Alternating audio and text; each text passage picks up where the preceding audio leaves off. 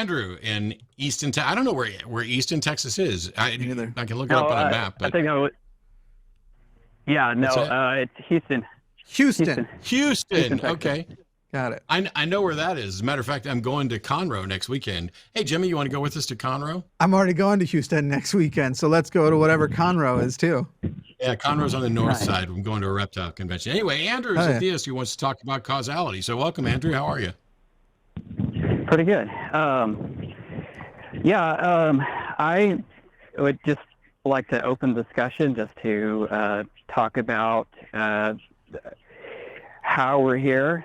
Does that require that the universe would have had to have been created? Hey, what's the method by which you're talking to us? Because we're just catching what I think is wind. I think we're catching, I don't know, background noise. Are we on speakerphone or something? No, I have it hooked up to an earphone. I think it's windy outside, so. Oh, I see. Yeah, if you can get to some more still air as we're having the conversation. It's not terrible yet, but I like to cut these things off at the beginning of the call before it gets too bad. But anyway, you want to talk about whether the universe required. Go ahead, Matt. So it says in the notes for your call, it says, if the universe is created, then it has to have a creator. I agree with you. Right. But I'm not. And by the way, I'm not saying that is the case whatsoever. Yeah. So that's the thing. Opening. I got it. I agree with you. I agree with that statement. If the universe is created, then it has to have a creator. And the first step is to prove that it was in fact created. And until someone can do that, then anybody who's telling me that they know, have a way to identify the creator or that the creator even still exists, is full of it. Or they're not really doing it in terms of a creator. They're demonstrating the existence of some being and then trying to say that being is the creator. So how would we go about, Andrew? We only have one universe. We don't know what other universes there could possibly be in a multiverse thing. We don't even know if that's possible. We have exactly one universe. We can't rewind time. What method could we possibly use to demonstrate that the universe was in fact created? That would be very hard to do. I would say that would be difficult to do because by the way, if the universe doesn't have a creator, then I think we could agree that we would have a finite existence, right? Okay, because without a you would agree, or would you not agree that we would have a finite existence? So first of all, if we could demonstrate that the universe didn't have a creator, then the only thing we would have demonstrated right then is that the universe didn't have a creator. Whether or not we have a finite existence or not is a separate question. I think it's likely, but I don't know what someone could propose and say, okay, the universe wasn't created, but we are in fact going to live forever in some sense.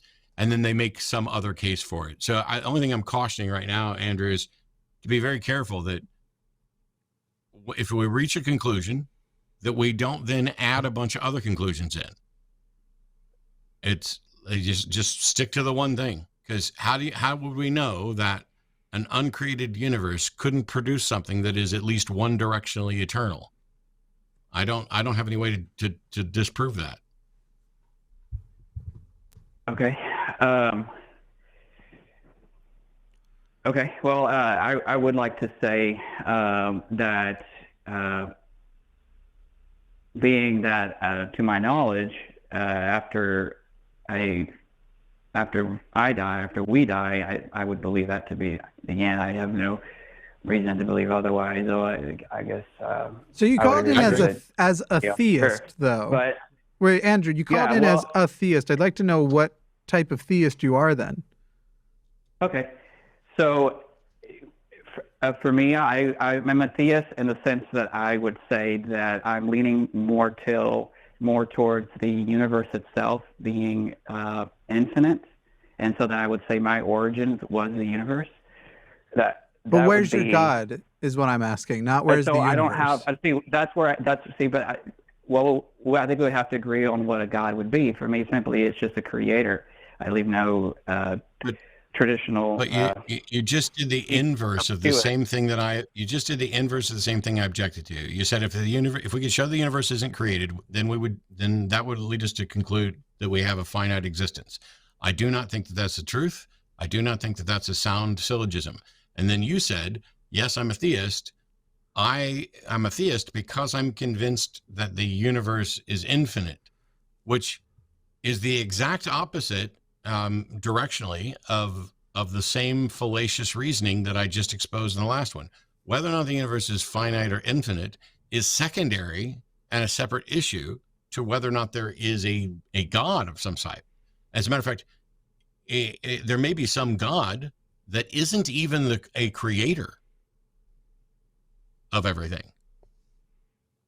So if you're going to say you're a theist, then you have to, how can you possibly say I'm a theist, but I have no God concept that I accept? In order to be a theist, there must be some God concept that you believe is at least most probable. Well, I'm a theist and with I don't think you'd have to have a religion. I didn't say, wow, Andrew, I'm going to pause because I don't want to get irritated. Did I ever say the word religion at all? No, you didn't. No, what I said was in order to be a theist, because theist means one who accepts the proposition that some God exists. In order to be a theist, you must have some God concept that you are accepting as likely probable as the correct one. And in answer to that, you started to talk about you don't think you need a religion. I never mentioned religion. What we're saying is you have identified yourself as a theist. We would like to know, what is the God concept that you are accepting as true? Okay. That my origins is, again, my origins would be the universe itself. And so then I would say that me being here, you say how I was here, then I would say that the universe created me. With intention?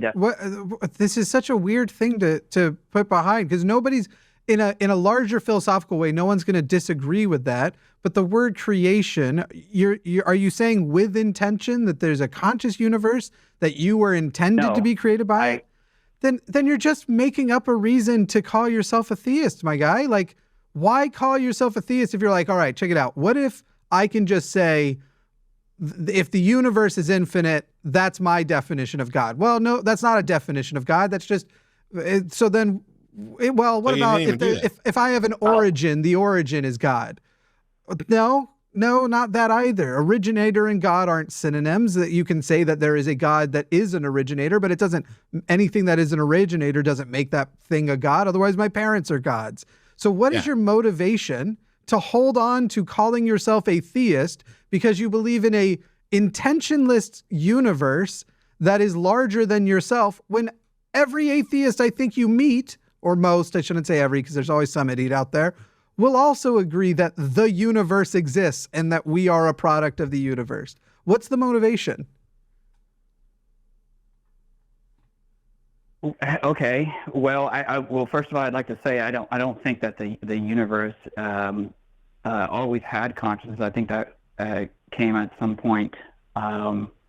Wait, are you saying the universe is conscious? No, I'm not saying that. I'm not saying that. Okay. I'm saying what. So here's what you've said. Here's what you've said. Here's what you've said in the span of the last couple responses. One, you're a theist because you think the universe created you. And then when Jimmy asked if it was an intentional creation, you said no. So what you really mean is that the universe, through some mechanism that requires no intent, no agency, and no act of creation, resulted in you. Well, I believe that that's true for me and true for Jimmy and true for everything, and it doesn't make me a theist. And then just now, you've gone on to suggest another thing that doesn't result in a God. It is. Do you realize that creation as a word is not merely X results in Y? When when a big ball of snow rolls down a hill, does it create the splash into the pond at the bottom as an act of creation? I mean, that would be a result of it. I don't know. Yeah, I wouldn't say necessarily possibly a creation, but that would be, I guess that would just be an effect. That's my point. That's my point.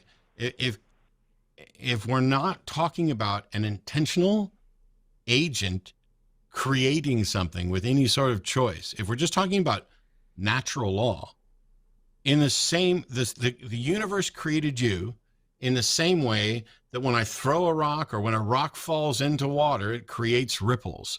That's not an act of creation. That's just physics. So where is the theism in this? Exactly. Okay. Well, I mean, I guess we would have to agree on what we would define God as, and I guess, I mean, just for me, God would just be I would just sum up God as a creator. But you already said not really, because you don't believe there was intent. And well, I didn't ask you that, nor do we have to agree on what a God is. You, Andrew, have identified yourself as a theist. A theist is one who believes that a God exists. We have asked you to define the God that you believe exists. Okay, well, based on the definition that I would give for God being sum up as a creator, I believe that I'm here because I was created. And my creator, I believe, was the universe. No. It's like you don't even listen. Yeah, that's bad. Okay, Andrew, the universe that, quote, created you, is it an intelligent agent who made a conscious decision to create you? No. Then it's not a creator. It's no more a creator than the rock that makes ripples when it hits the pond. Andrew, by your definition, I'm a God. Literally, you said I would define it as a creator. I created this show. Worship me. Well, you didn't say. By his definition, a lit match heading towards a pool of gasoline is a creator. Yeah. What isn't a God in your...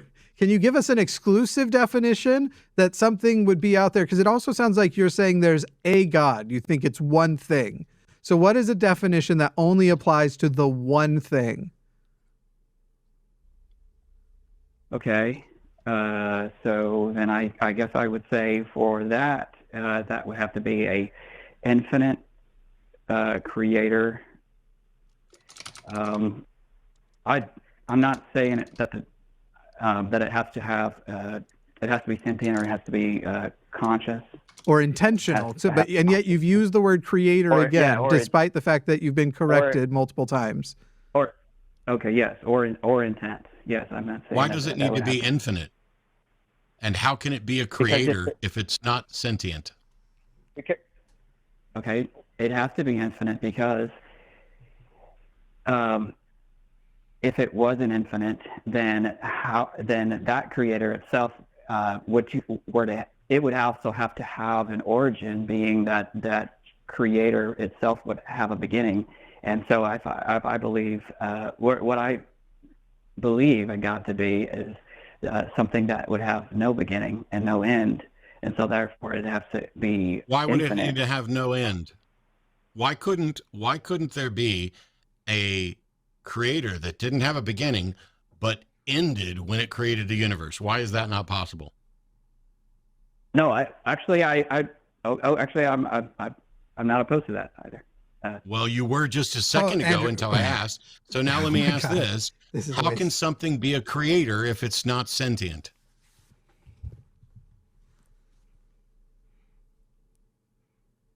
Oh, that's a difficult one to answer. I'm sorry. I'm going to do it. Andrew, watch the callback, write down our questions, get a good comprehensive answer and call back. This is, Andrew, I'm getting to the point where I'm pretty sure you're being sincere, and yet you're hitting all of these red flags where I'm like, this is the most pedantic, non-thought out, non-prepared idea. And frankly, Andrew, you're sitting here with all due respect saying, I believe in a God. If you just change the definition of God to something that I haven't pinned down, and nobody would agree is the definition of a God, and I can't waste mine, Matt's, or any more of the audience's time on it. You need to figure out what God is and call back. Yeah, flesh it out a little bit. We're happy to talk to you about this stuff, but it's like it's like you haven't done the initial steps to even be ready for the first line basic questions. And I think if you sit down and think about it for a while, maybe what'll happen is you'll say, okay, wow, the way I used to think about this isn't quite right. Let me do this. And maybe you'll call in and ask questions that help define what it is that you believe. Maybe you'll find that you don't believe what you thought you believed. I promise, Andrew, when you call next week, if you actually do the activity that we've assigned you, if you call back next week, we won't I told you so. We'll just embrace you as an atheist. All right, buddy? I don't think that's necessarily the case, but I appreciate it. Thanks, Andrew. All right. Thanks. Okay. Those are the predictions I don't like to make because on the rare occasions when I have, so far, I've still been mostly wrong. Yeah. And some of the people who change their minds really surprise me.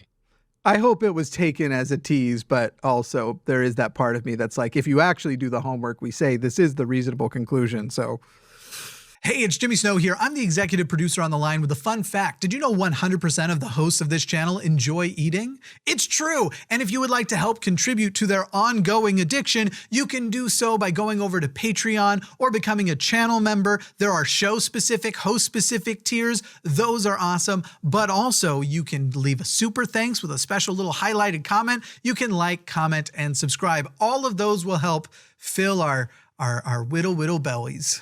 By the way, check out some of this content over here. Algorithm, what next?